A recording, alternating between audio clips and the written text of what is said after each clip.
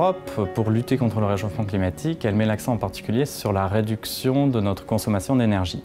Alors comment ça se passe? Concrètement, on a les bâtiments, les chaudières qui utilisent pas mal d'énergie en Europe. Et donc par des outils assez simples comme les étiquettes que vous trouvez sur les chaudières, sur les bâtiments et qui informent les consommateurs sur leur performance énergétique. Donc on incite les consommateurs à choisir des options qui sont moins énergivores. Alors pour les ménages belges, je dirais que globalement, ça a un impact assez positif puisqu'ils bénéficient à la fois de produits qui sont plus performants et plus propres. Et alors qui dit plus performant dit moindre consommation de mazout et donc des factures plus réduites pour les consommateurs et avec un meilleur impact environnemental. Donc je pense qu'ils y gagnent sur les deux plans.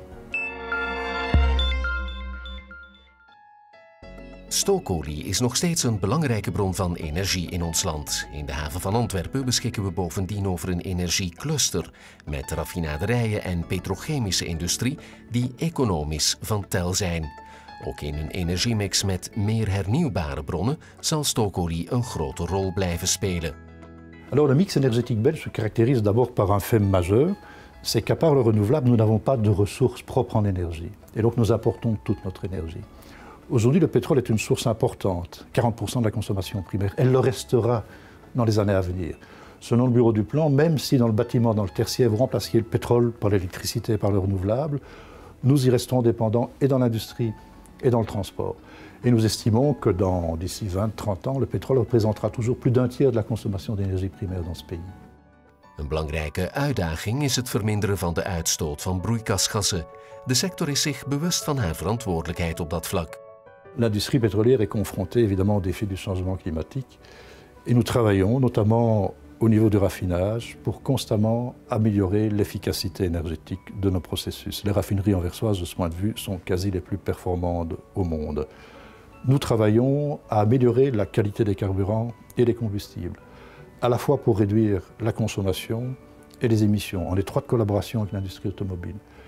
Chaque société pétrolière a des projets propres. Certains se lancent dans les biocarburants avancés, ceux qui n'entrent pas en concurrence avec la filière alimentaire. Certains ont même développé déjà la filière hydrogène. Op het vlak van verwarming is stookolie na aardgas de belangrijkste energiebron in België. 1 op de 3 gezinnen verwarmt met stookolie. De voornaamste troeven van verwarmen op stookolie is dat het een betrouwbare energiebron is. Ze is beschikbaar.